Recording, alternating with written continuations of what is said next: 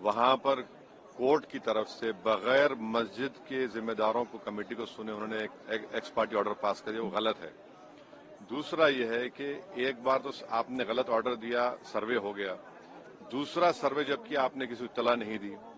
तीसरी बात यह है कि पुलिस का ये काम था कि मस्जिद कमेटी को कॉन्फिडेंस में लेते या वहां की पीस कमेटी को।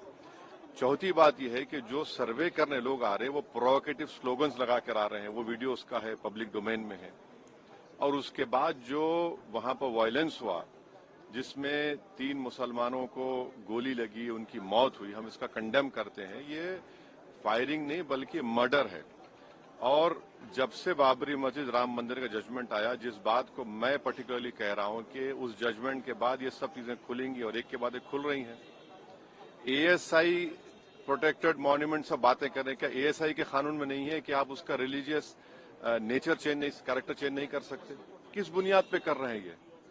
और आप किस बुनियाद पर अपने फेथ को दूसरों पे थोपेंगे? भाई कानून कोई चीज है ही नहीं है।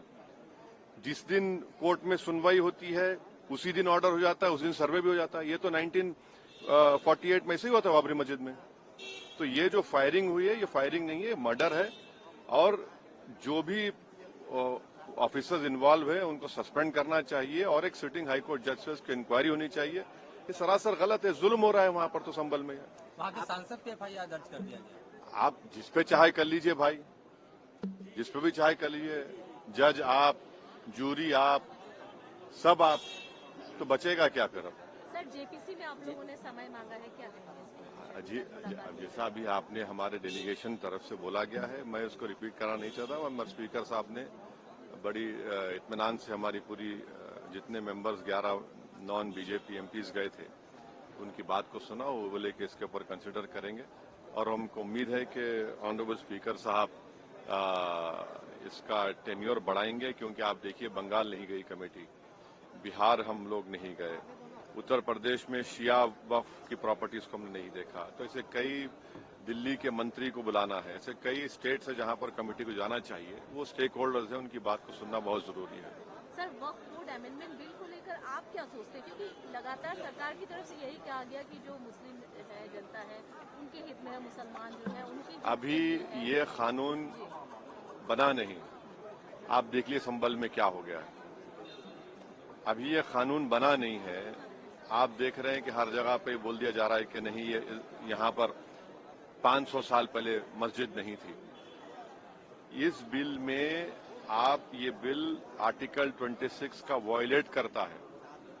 ये संविधान के फंडामेंटल राइट का 26 का ग्रेव वायलेशन है। ये बिल कलेक्टर को इतने पावर्स दे रहा है कि कलेक्टर तय करेगा कि कौन सी वक्फ प्रॉपर्टी है नहीं है। ये कैसे होगा? कलेक्टर कैसा जज होगा अपने ही केस में? तीसरा, आप किस बुनियाद पर इस बिल में आप नॉन मुस्लिम को मेंबर बना रहे हैं?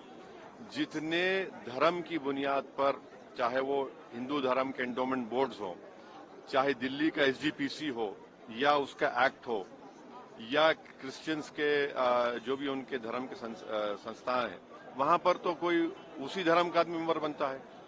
आप तो कंपलसरी स्टेट वक्फ बोर्ड में जहां पर 11 मुसलमान बनते थे, वहां पर आप मेजॉरिटी नॉन मुस्लिम बनाना चाह रहे हैं। सेंट्रल वक्फ काउंसिल में मेजॉरिटी ऑफ नॉन मुस्लिम बनाना चाह रहे हैं। क्यों करना चाह रहे हैं आप? ये क्या मकसद है आपका?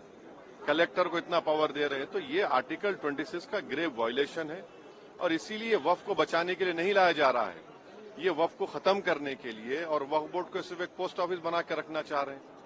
तो जो वक्फ की प्रॉपर्टी है वो गवर्नमेंट की दी भी नहीं है, इसको मुसलमानों की गाड़े खून की कमाई है, तो आप उसको छीनना चाह रहे हैं। और उतना ही मकसद है सरकार का।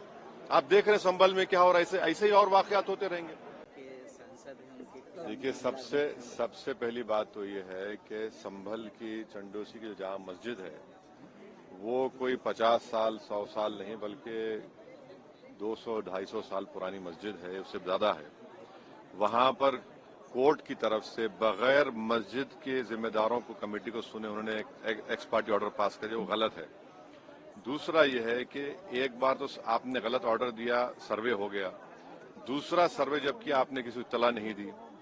तीसरी बात यह है कि पुलिस का ये काम था कि मस्जिद कमेटी को कॉन्फिडेंस में लेते या वहां की पीस कमेटी को।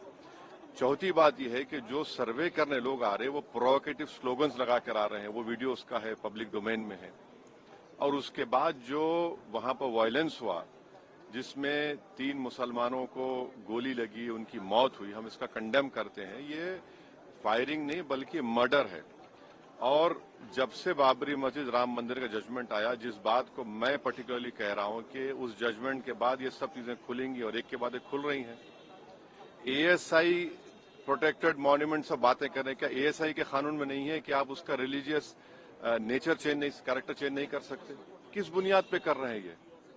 और आप किस बुनियाद पर अपने फेथ को दूसरों पे थोपेंगे? भाई कानून कोई बात ही नहीं है। जिस दिन कोर्ट में सुनवाई होती है उसी दिन ऑर्डर हो जाता है, उस दिन सर्वे भी हो जाता है। ये तो 1948 में ऐसे ही हुआ था बाबरी मस्जिद में। तो ये जो फायरिंग हुई है ये फायरिंग नहीं है, मर्डर है। और जो भी ऑफिसर्स इन्वॉल्व है उनको सस्पेंड करना चाहिए और एक सिटिंग हाईकोर्ट जजेस की इंक्वायरी होनी चाहिए। ये सरासर गलत है, जुल्म हो रहा है वहां पर। तो संभल में वहाँ के सांसद पे FIR दर्ज कर दिया गया। आप जिस पे चाहे कर लीजिए भाई, जिस पे भी चाहे कर लीजिए, जज आप, जूरी आप, सब आप, तो बचेगा क्या फिर? अब सर जेपीसी में आप लोगों ने समय मांगा है, क्या कहेंगे? जी, जैसा अभी आपने हमारे डेलीगेशन तरफ से बोला गया है, मैं उसको रिपीट करना नहीं चाहता हूं। मगर स्पीकर साहब ने बड़ी इत्मीनान से हमारी पूरी जितने मेंबर्स 11 नॉन बीजेपी एमपीज गए थे उनकी बात को सुना। वो बोले कि इसके ऊपर कंसिडर करेंगे और हमको उम्मीद है कि ऑनरेबल स्पीकर साहब इसका टेन्योर बढ़ाएंगे। क्योंकि आप देखिए बंगाल नहीं गई कमेटी, बिहार हम लोग नहीं गए, उत्तर प्रदेश में शिया वक्फ की प्रॉपर्टीज को हमने नहीं देखा। तो ऐसे कई, दिल्ली के मंत्री को बुलाना है, ऐसे कई स्टेट्स है जहां पर कमेटी को जाना चाहिए। वो स्टेक होल्डर्स हैं, उनकी बात को सुनना बहुत जरूरी है। सर वक्फ बोर्ड अमेंडमेंट बिल को लेकर आप क्या सोचते हैं? क्योंकि लगातार सरकार की तरफ से यही कहा गया कि जो मुस्लिम है, जनता है, उनके हित में है, मुसलमान जो है उनके अभी ये कानून बना नहीं, आप देख लीजिए संभल में क्या हो गया है। अभी ये कानून बना नहीं है, आप देख रहे हैं कि हर जगह पे बोल दिया जा रहा है कि नहीं, ये यहाँ पर 500 साल पहले मस्जिद नहीं थी। इस बिल में ये बिल आर्टिकल 26 का वायलेट करता है। ये संविधान के फंडामेंटल राइट का 26 का ग्रेव वायलेशन है। ये बिल कलेक्टर को इतने पावर्स दे रहा है कि कलेक्टर तय करेगा कि कौन सी वक्फ प्रॉपर्टी है नहीं है। ये कैसे होगा? कलेक्टर कैसा जज होगा अपने ही केस में? तीसरा, आप किस बुनियाद पर इस बिल में आप नॉन मुस्लिम को मेंबर बना रहे हैं? जितने धर्म की बुनियाद पर, चाहे वो हिंदू धर्म के एंडोमेंट बोर्ड्स हो, चाहे दिल्ली का SGPC हो या उसका एक्ट हो, या क्रिश्चियंस के जो भी उनके धर्म के संस्थान हैं, वहां पर तो कोई उसी धर्म का आदमी मेंबर बनता है। आप तो कंपलसरी स्टेट वक्फ बोर्ड में जहां पर 11 मुसलमान बनते थे वहां पर आप मेजॉरिटी नॉन मुस्लिम बनाना चाह रहे हैं। सेंट्रल वक्फ काउंसिल में मेजॉरिटी ऑफ नॉन मुस्लिम बनाना चाह रहे हैं। क्यों करना चाह रहे हैं आप? ये क्या मकसद है आपका?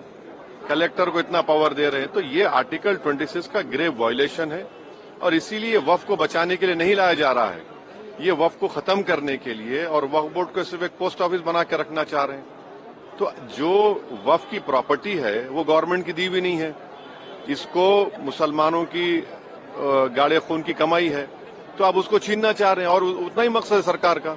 आप देख रहे हैं संभल में क्या हो रहा है, ऐसे ही और वाकयात होते रहेंगे।